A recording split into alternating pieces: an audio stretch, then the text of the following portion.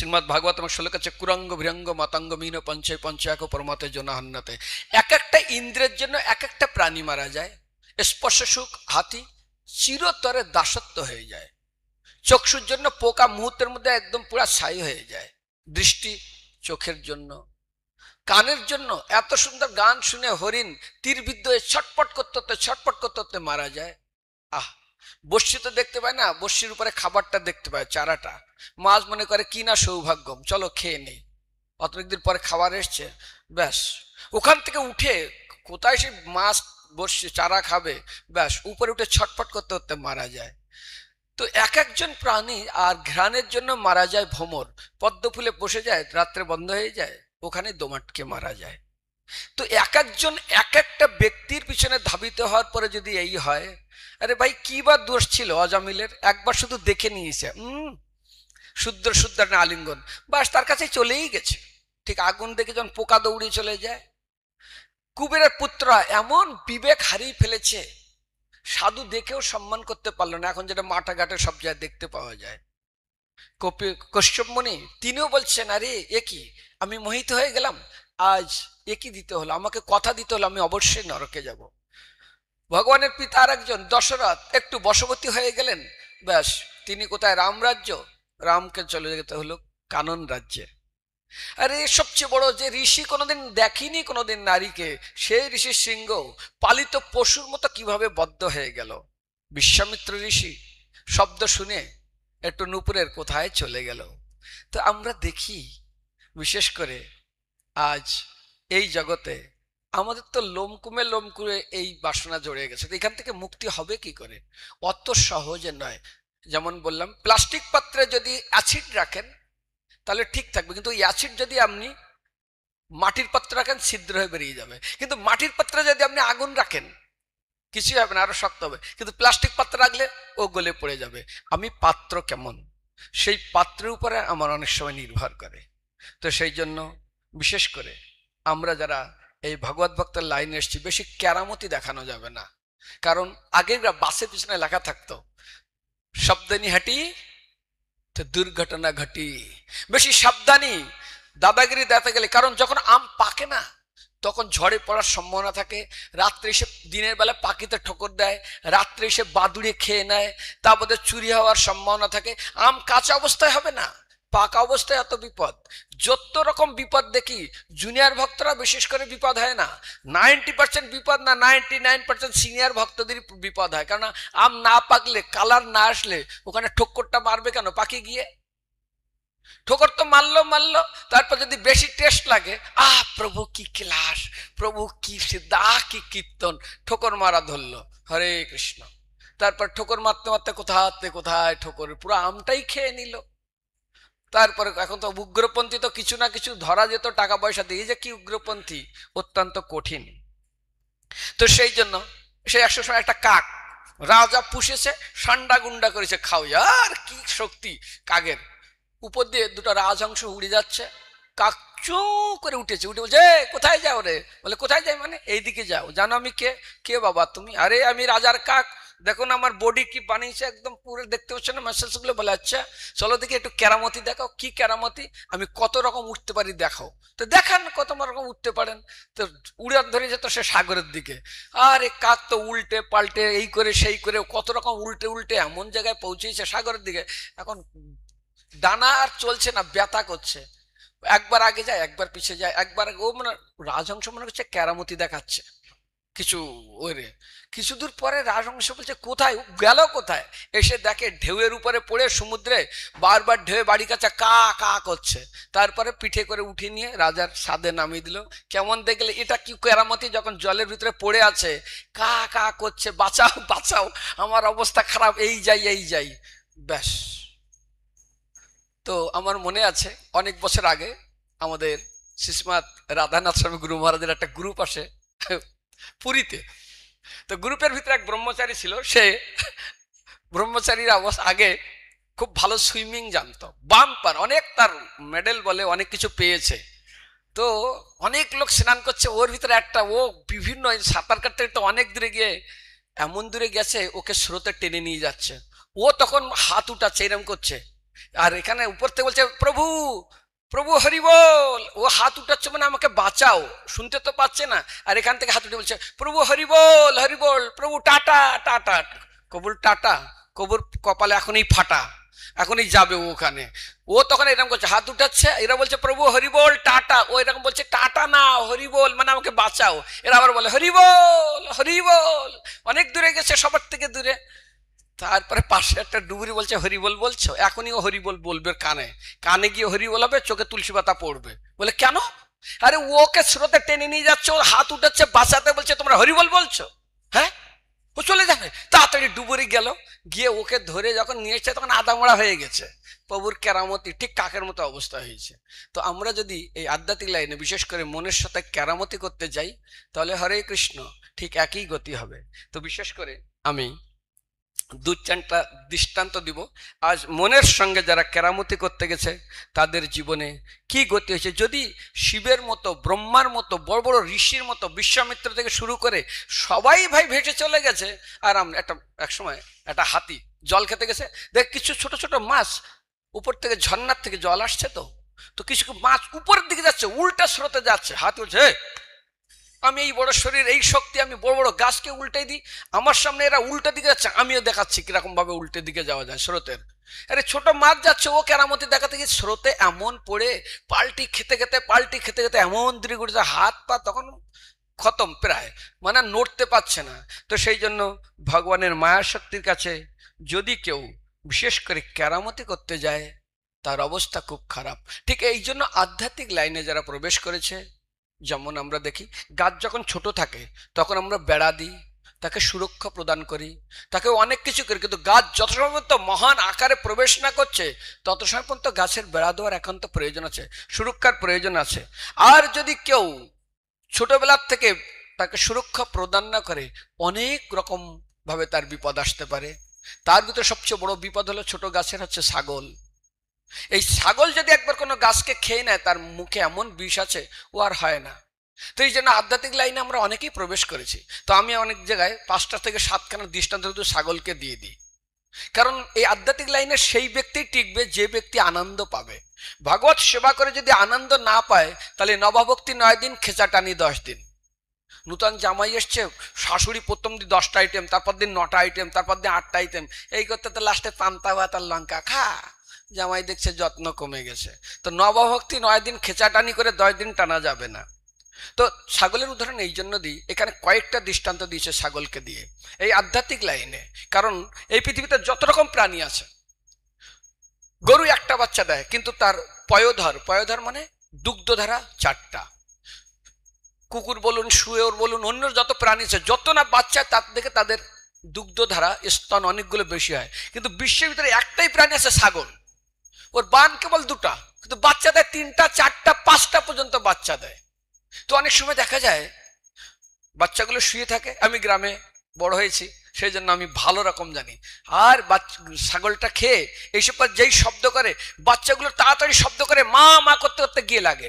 এখন বিশেষ করে 3টা বাচ্চা তো স্বাভাবিকভাবেই হয়, 2টা বাচ্চা গিয়ে দৌড়ে গিয়ে স্তনে লেগে যায়, আর একটা বাচ্চা মুখ ওখানে ধরে রাখে।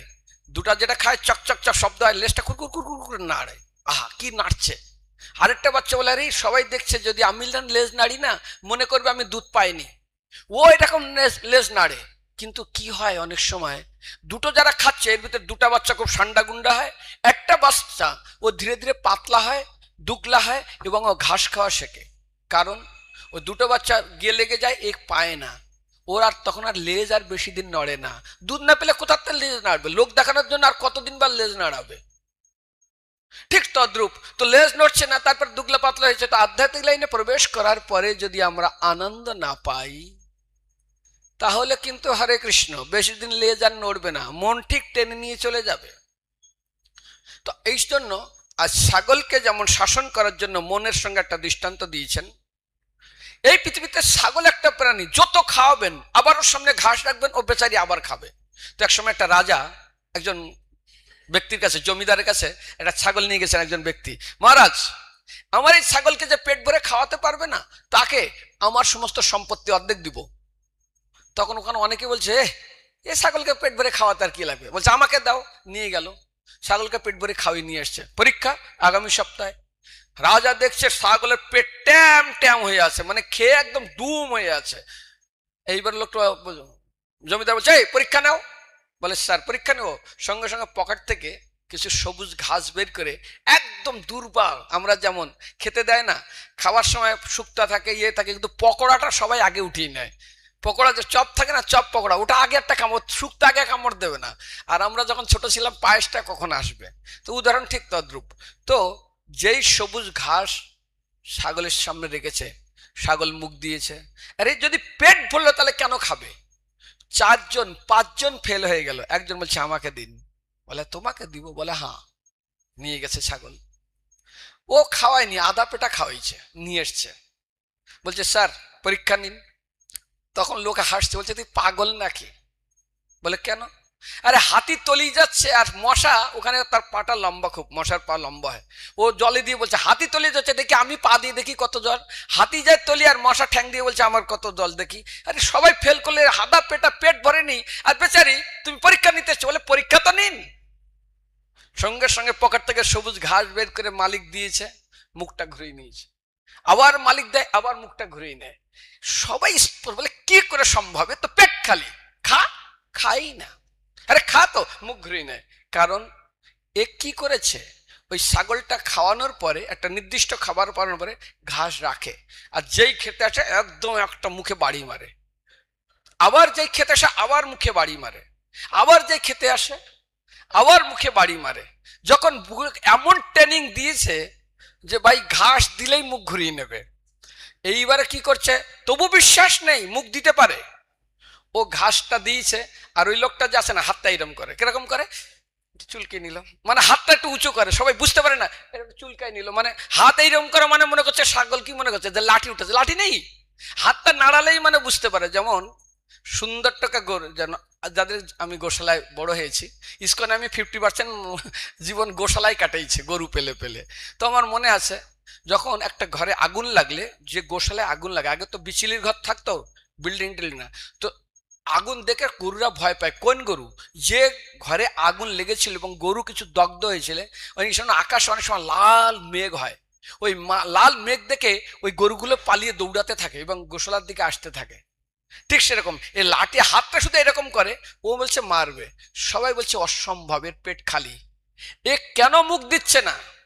আরে মুখ দিবে না, তোকে ট্রেনিং দেওয়া হয়েছে, পিটানো হচ্ছে। ঠিক যতদিন পর্যন্ত আপনি সাধুগুরু বৈষ্ণবের অনুশাসনে না থাকবেন, যেই মাত্র আপনি সাধুগুরু বৈষ্ণবের অনুশাসনে চলে যাবেন, সেই মাত্র আপনার জীবন শেষ। ঠিক ভক্তিচারু গুরু মহারাজ একটা দৃষ্টান্ত দিয়েছেন, তিনি বোম্বে প্রভুপাদের সঙ্গে হাঁটছেন, তো দেখে কিছু কুকুরের মালিক আছে, আর মালিকের সঙ্গে যে কুকুর আছে তার গলায় বেল্ট আছে, আর একটা হাত কোথায় আছে, মালিকের হাতে আছে দড়ির, বেল্টের, আর একটা হাতে লাঠি আছে। এই লাঠিটা অন্য কুকুরের বিপদ থেকে রক্ষা করার জন্য, আর বেল্ট আর দড়িটা কার জন্য? এই কুকুরকে রক্ষা করার জন্য, যেন আমার থেকে ছাড়িয়ে না যায়। হাজারো কুকুর চিল্লাচ্ছে। তো গুরু মহারাজ বলছেন, আমি আগে ঠিক এই স্ট্রিট ডগ, মানে রাস্তার কুকুরের মতো ছিলাম। প্রভুপাদ আমাকে তার চরণে রেখে দিয়েছেন, বেল্ট দিয়ে রেখেছেন, তার চরণে আছে। এখন আর আমি স্ট্রিট ডগ না। স্ট্রিট ডগ গুলো কে মারলো, কে পাথর মারলো, কে কি মারলো, কেউ কিছু বলল, মানে বিপদ অনিবার্য।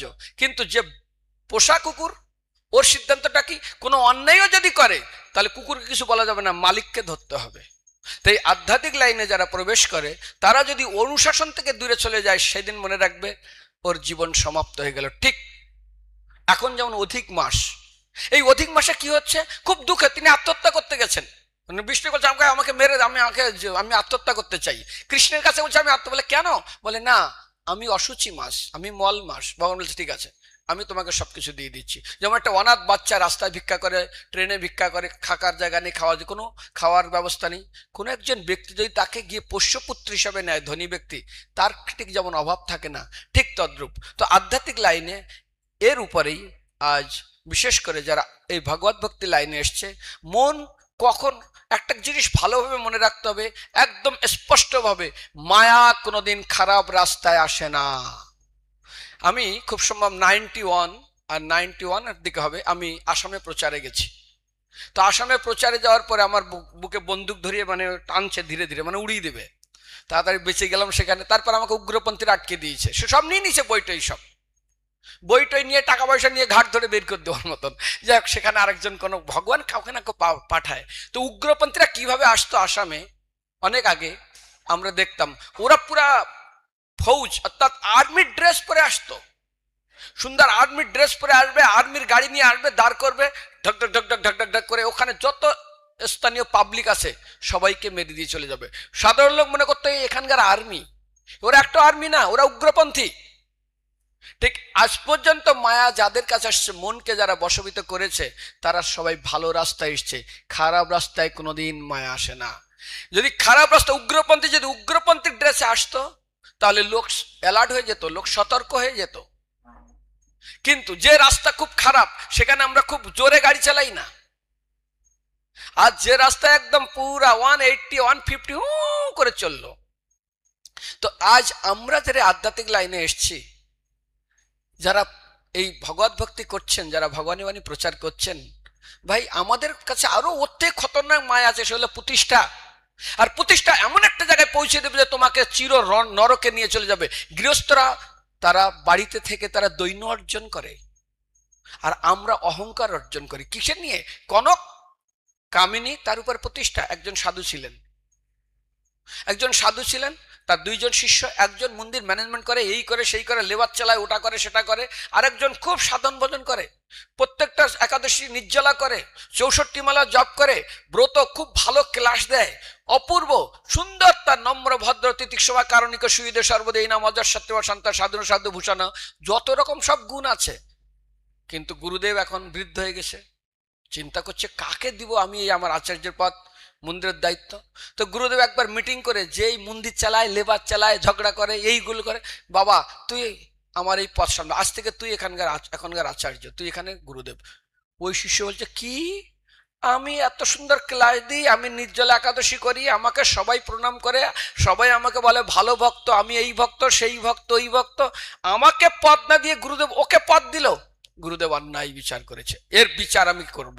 গুরুদেব অন্যায় করেছে, ওর খাওয়া ঘুম সব ছুটে গেছে, কি করব, ওর ভিতর আগুন জ্বলছে।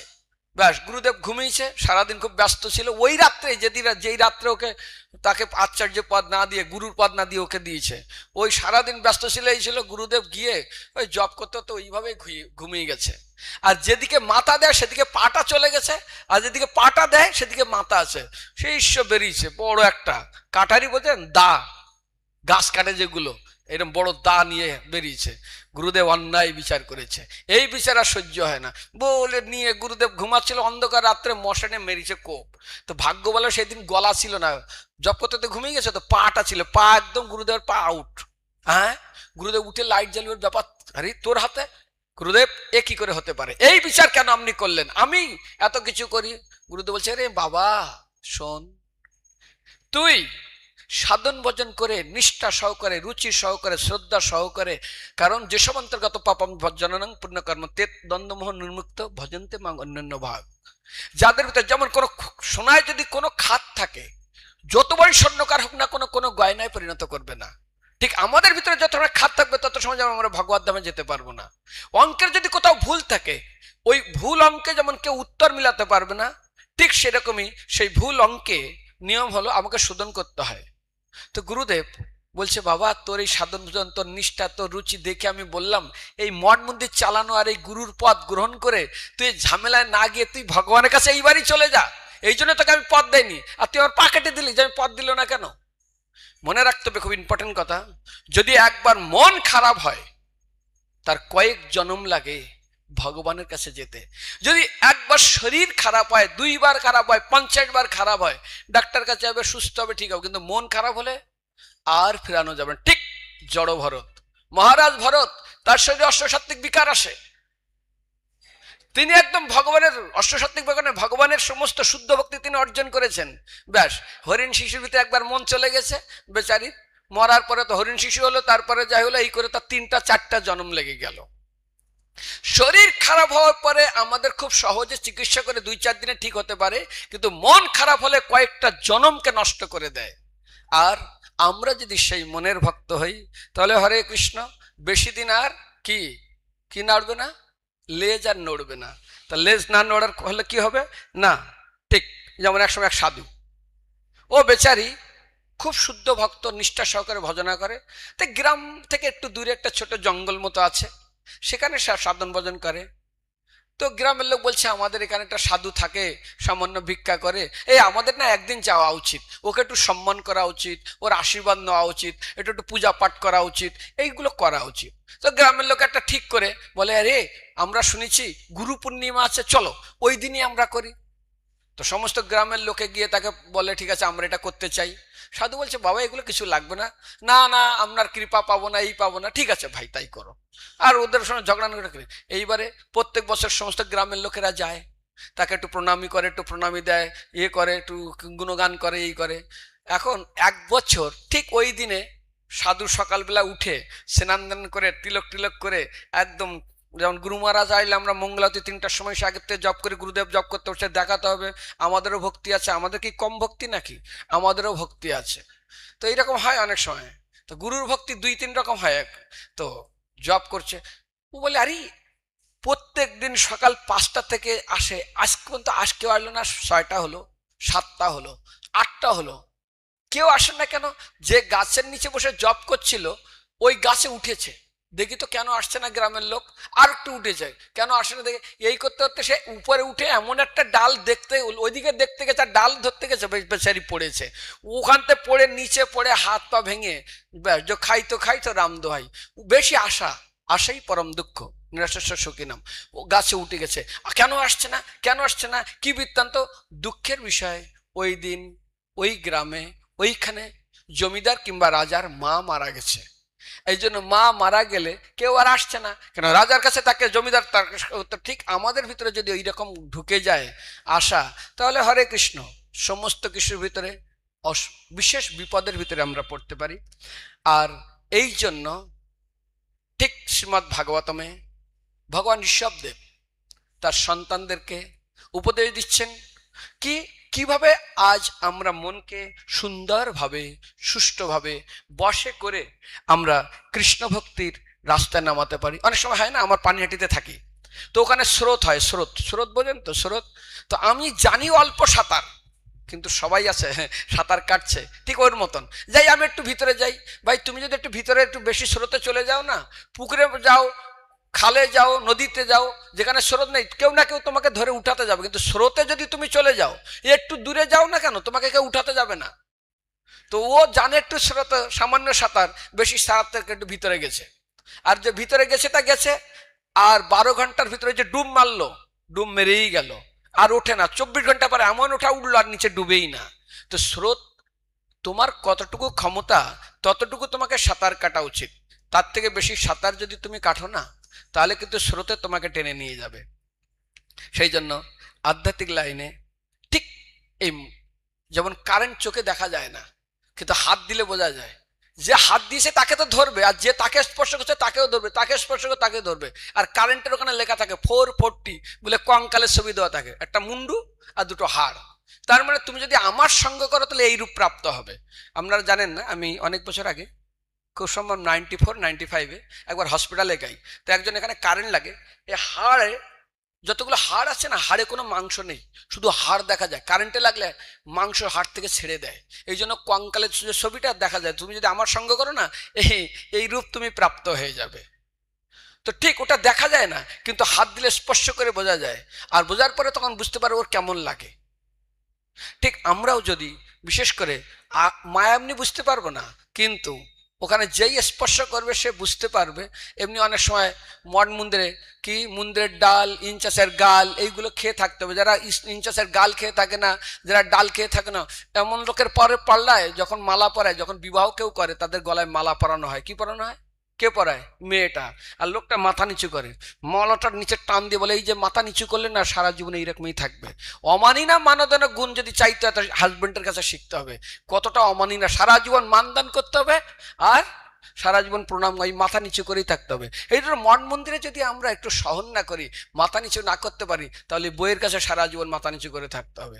আর ওখানে যে কি কঠিন পরীক্ষা, ঠিক নাগালয় সাপ যেখানে থাকে সেখানে ঢোকার আগে কি হয়, সঙ্গে সঙ্গে দংশন করবে। সাপের দংশন করলে কি হয়, অচেতন হয়ে যায়, ধীরে ধীরে সে মৃত্যুমুখে চলে যায়। কিন্তু নাগালয়ে ওইখানে যদি প্রবেশ করার আগে যে কেউ যে সাপের বিষ দাঁতটা ভেঙে দেয়, কি ভেঙে দেয়, তাহলে সাপে কি কামড় দিয়ে কিছু করতে পারবে না। ঠিক সেরকমই আমরা যদি নাগালে প্রবেশ করতে চাই তাহলে আগে কৌশলটা জানতে হবে, নাহলে মন্ত্র দিয়ে সাপকে বশ করতে হবে। তো আমরা তো সেই স্তরে পৌঁছাতে পারিনি, সেই জন্য আমাদের দ্বারা ওটা হবে না। তো এই আধ্যাত্মিক লাইনে যারা প্রবেশ করেছে তাদের জন্য বিশেষ করে একটা দৃষ্টান্ত হলো, একসময় একটা গোবরের পোকা, ও যাচ্ছে উড়ে, নিচে দিয়ে একটা ভ্রমর আসছে, ভ্রমর আস্তে আস্তে দেখে, আরে আমার মতো দেখতে, আমার মতো চেহারা সম্পূর্ণ কালো, কোথায় যায় দেখি তো আমার বন্ধু নাকি, ধপ করে গোবরে বসে গেছে। আর যেই গোবরে বসে গেছে এত দুর্গন্ধ, গোবরে গেল কোথায় লোকটা, হুড় হুড় করে কোথায় যাচ্ছে, নিচের দিকে, কোথায় গোবরে ঢুকে যাচ্ছে। তাড়াতাড়ি কাপড়টা ধরে টান দিয়ে উঠেছে, উঠো, তুমি কে রে ভাই? আরে আমি কে, তুমি কে? আমি তো ভ্রমর। কোথায় থাকো? পদ্মপুকুরে। কি করো? আরে পদ্মপুকুরে আমি মধু গ্রহণ করি আর পদ্মের ঘ্রাণ গ্রহণ করি। এই পচা জায়গায় তুমি কি করো? ধুর, এটা অমৃত, গোবরের রস, আহা হা, গন্ধে আমার হৃদয় ভরে, গন্ধ, দুর্গন্ধ বস্তু, এখন গন্ধ। তো চলো দেখি তুমি কোথায় থাকো। ঘাড়ে করে নিয়ে এসে পদ্মফুলের উপর নামিয়ে দিয়েছে। আহা, কেমন গন্ধ, গোবরের গন্ধ। হই, গোবরের গন্ধ থাকবে পদ্ম ফুলে, আরেকটা এবার এখানে কেমন গোবরের গন্ধ। তারপরটা নাম কিসের গন্ধ? গোবরের গন্ধ। গোবরের গন্ধ কেন? দেখি নাকটা, দেখি নাকের ভিতর দেখে সমস্ত গোবর ভরে আছে। কি ভরে আছে? স্প্রে করে গোবর আগে বের করেছে, এরপরে আহা কি গন্ধ। তো নাকে যদি গোবরের ঢুকে থাকে, যতই পদ্ম ফুলের বসে আর যতই মধুর স্বাদ নেই, টেস্ট পাবো না। ঠিক সাধুর সঙ্গে, সাধুদের সাথে যদি হরিভজন না করে যদি অন্য কোনো মন্তব্য থাকে, তাহলে কিন্তু এই লাইনে থাকলেও লেজও বেশি দিন নড়বে না, আর গন্ধ গোবরের পদ্ম ফুলের পাওয়া যাবে না। কিসের গন্ধ পাওয়া যাবে? তো কি কি জিনিস অনেক সময় এই আধ্যাত্মিক লাইনে আমাদের অনেক সময় মন কিভাবে দেয়, কোথায় বিপদে ফেলে। সেই জন্য অনেক সময় শাস্ত্র পড়ে এগুলো হবে না। এখন কেউ যদি শাস্ত্র পড়ে যদি এখানে মাদুরির উপরে সাঁতার কাটা ধরে, শিখে গেছে সম্পূর্ণ শাস্ত্র, মানে সাঁতার কি করতে হবে, এইবার ওকে যদি পুকুরে নামিয়ে দেওয়া হয়, কাট এখানে সাঁতার, ও আর উপরের দিকে সাঁতার কাটবে না, কোন দিকে কাটবে? কোন দিকে? ওর নিচের দিকে সাঁতার কাটবে। তো অনেক সময় শাস্ত্র জ্ঞান, এই জ্ঞান সেই জ্ঞানে বেশি কাজ করবে না, উপলব্ধিটা অত্যন্ত প্রয়োজন আছে। এই জন্য আধ্যাত্মিক লাইনে যারা প্রবেশ করেছে তাদের কয়েকটা অনুশাসনের দরকার আছে। আর যদি অনুশাসন না রাখতে পারে তাহলে সে 100% বিপদে পড়বে, ঠিক স্ট্রিট ডগ আর পেট ডগের মতন। এই জন্য এই মনকে জয় করার জন্য সবসময়ের জন্য ভক্তি সিদ্ধান্ত প্রভুপাদ সুন্দর সুন্দর কাহানি বলেছেন, তার উপরে মনশিক্ষার উপর অনেক সুন্দর দৃষ্টান্ত আছে। আর তার উপরে সবচেয়ে বেস্ট শিক্ষা দিয়েছেন আমাদের ঋষভদেব তার সন্তানদেরকে। কেমন? আমি দৃষ্টান্ত দেখবেন, ওখানে তিনি বলছেন, কোনো শিকারী যখন কোনো শিকারকে ধরে, শিকার মানে বোঝেন, জাল পেতে দিয়েছে, হরিণ ফেসে যায়, আমি দেখেছি এরকম ফাঁসি দেওয়া থাকে। যখন কোনো প্রাণী ওর ভিতর দিয়ে যাবে, সে শুয়োর হোক কিংবা হরিণ হোক, যেই যাক, ও খস করে আটকে যায়। যেই দেখছে শিকারী আরে ও আটকে গিয়ে এরকম উপরে ঝুলতে থাকে, মাটিতে না, ঝুলতে থাকে, তখন শিকারী গিয়ে কি করে, আরে আরে শিকার আটকে গেছে, ব্যাস আর পালাতে পারবে না, না না, আগে যায়, ওই যে বন্ধনে আটকে গেছে ওই বন্ধন খোলে না, তার আগে আরো অনেকগুলো বন্ধন দেয়। অনেকগুলো বন্ধন দেওয়ার পরে তারপরে যখন বিশ্বাস আসে, হ্যাঁ এখন আর এ খুলবে না,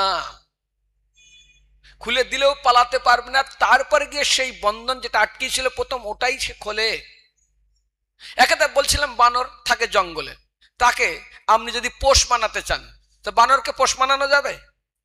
বানরকে পোষ মানানো যাবে? ও থাকে জঙ্গলে, চঞ্চল প্রাণী, ওকে পোষ মানাতে গেলে অত সহজ না, খাঁচার ভিতর রাখতে হবে, যেই মাত্র সুযোগ পাবে ও ফুট করে দৌড় মারবে, মানে ও পালিয়ে যাবে, বানরকে ধরতে পারবে না। একটা জঙ্গলে পোষ মানান না। পাখি পোষ মানানো যায় না, যেই সুযোগ পায় পালিয়ে যায়। হ্যাঁ, একটা সময় আসে, না উঠতে উঠতে না উঠতে উঠতে এক সময় তার ওড়ার ক্ষমতা সম্পূর্ণ হারিয়ে যায়, তখন আর পালায় না। ঠিক তদ্রূপ বানরকে যেমন পোষ মানানো খুব কঠিন, যেমন আছে না, বানর ধরে কি করে, ব্যাস একটা কাঁচের পাত্রের ভিতরে কিছু ছোলা দিয়ে দেয়, মুখটা খুব ছোট থাকে, হাতটা ঢুকিয়ে দেয়, দিয়ে এই রকম করে ছোলাটা নিয়ে টানে, আর যেই টানে মুখটা, কি বলে এটাকে, মুঠোটা আটকে যায়।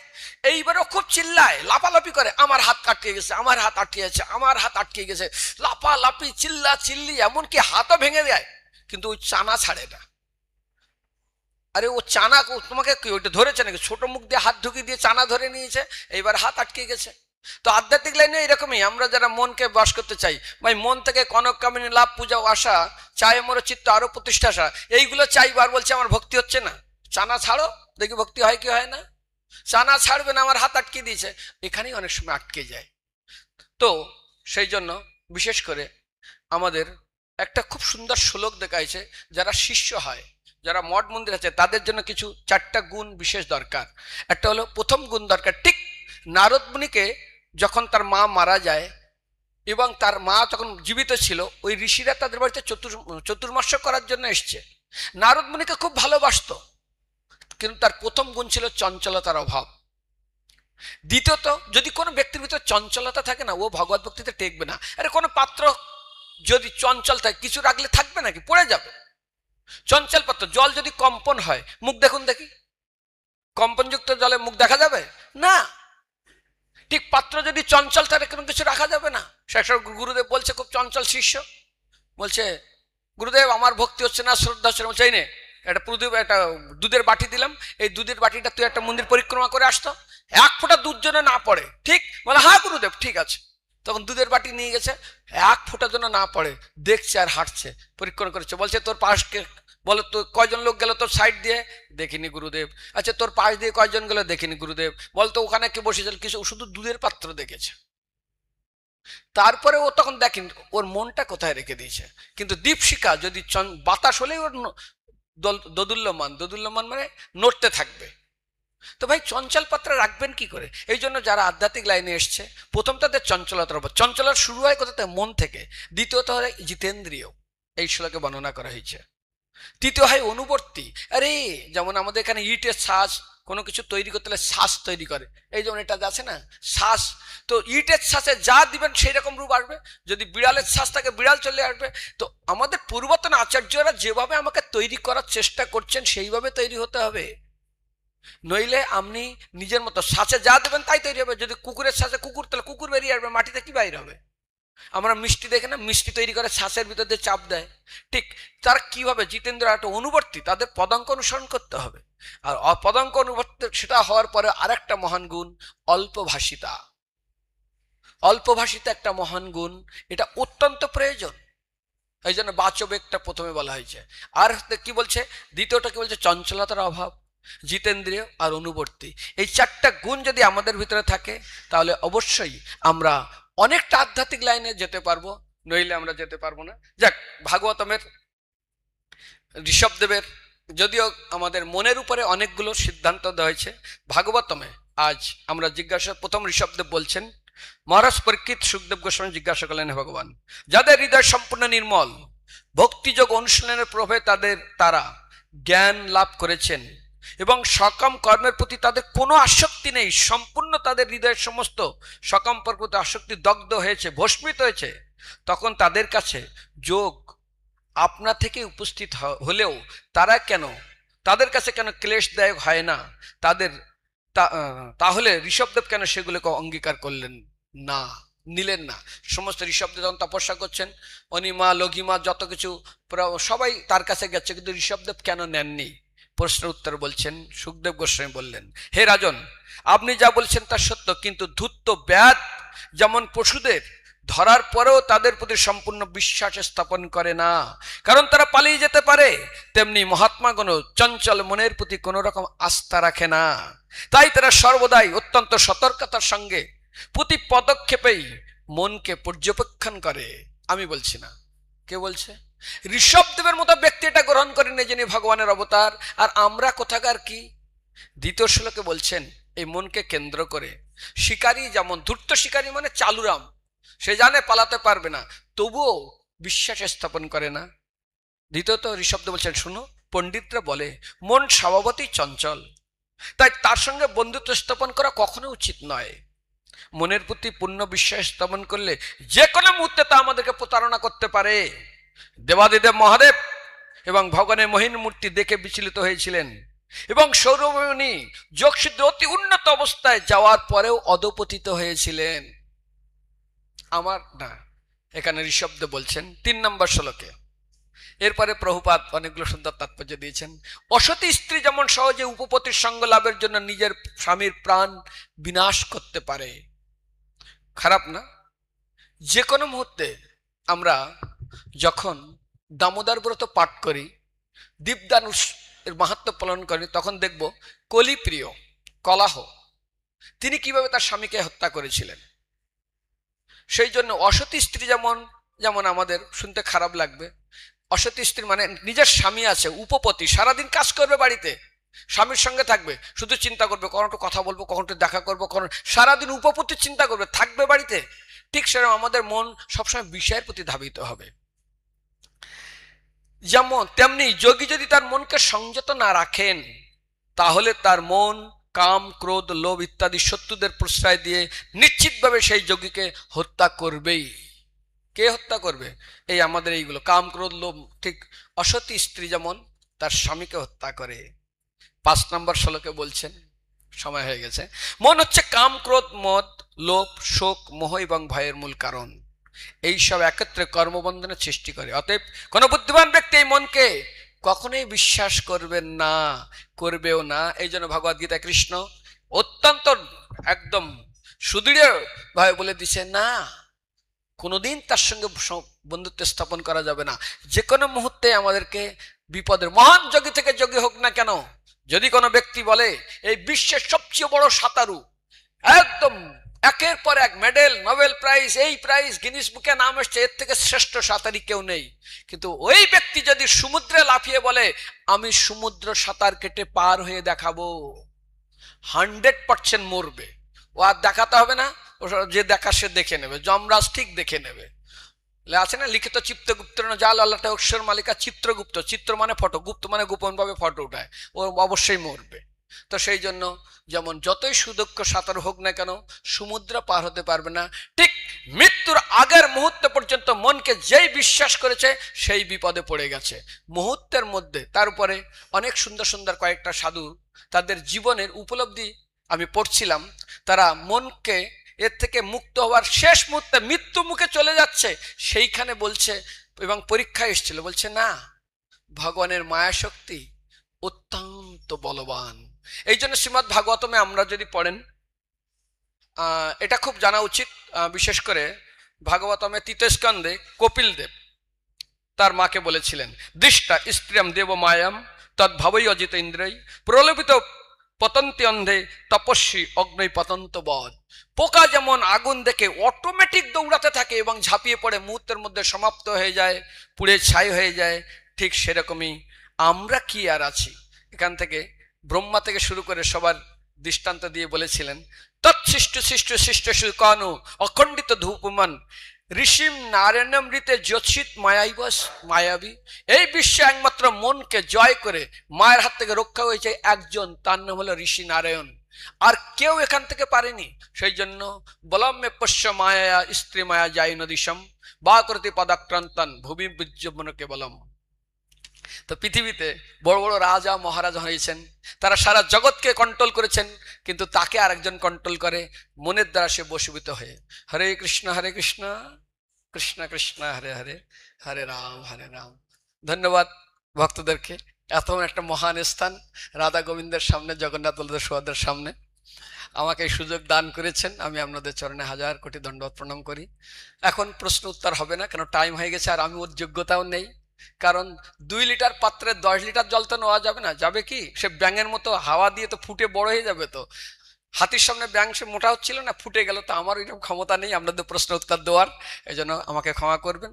যদি কিছু অবাঞ্ছিত এবং দুঃখদায়ক কথা বলি আমাকে ক্ষমা করবেন। জগৎ গুরু ছিল প্রভুপাদ কি, রাধা গোবিন্দ দেব কি, শ্রীমান মহাপ্রভু কি, জগন্নাথ বলদেব সুভদ্রা মহারানী কি, নিতাই গৌর প্রেমানন্দে।